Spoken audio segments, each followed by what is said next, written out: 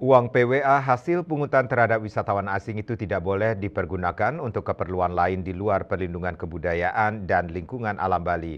Dengan kata lain, perlindungan kebudayaan dan lingkungan alam Bali adalah titik tolak untuk menilai akuntabilitas penggunaan dana yang diperoleh.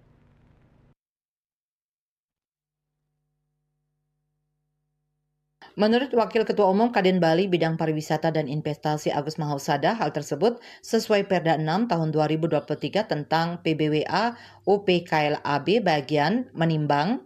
Perda ini tegas menyatakan bahwa perda ini dibuat adalah dalam rangka melaksanakan ketentuan pasal 8 ayat 3 huruf A dan ayat 4 Undang-Undang Nomor 15 tahun 2023. Ia berharap agar pemanfaatan PWA betul-betul hanya dipergunakan untuk hal di atas dan dibuat aturan dan mekanisme secara detail dan transparan dengan mengoptimalisasi teknologi digital agar bisa dibaca semua yang mendonor termasuk pemakaiannya.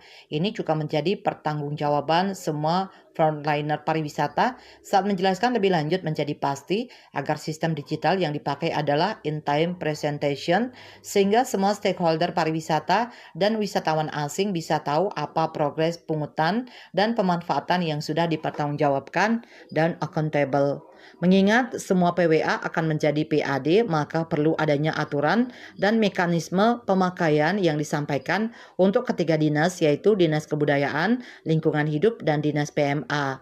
Bahwa sudah masuk dalam perda yang akan disempurnakan dengan penambahan sanksi termasuk tata cara pemanfaatan mulai prioritas, proposal, alokasi, pengawasan, dan pertanggungjawaban yang detail dan transparan dan accountable. Untuk upah pungut yang masih menjadi kendala sebagai masukan bisa ditambahkan sebagai tambahan dana promosi termasuk sosialisasi keberhasilan PWA atas pelaksanaan Trihita Karana dari kontribusi pariwisata. Secara nyata, besarannya bisa saja diambil 5-10% untuk alokasi di Dinas Pariwisata sehingga bisa dimanfaatkan secara terintegrasi dalam suatu koordinasi bersama-sama keempat dinas yang terkait THK. Citamaya Bali Pos melaporkan.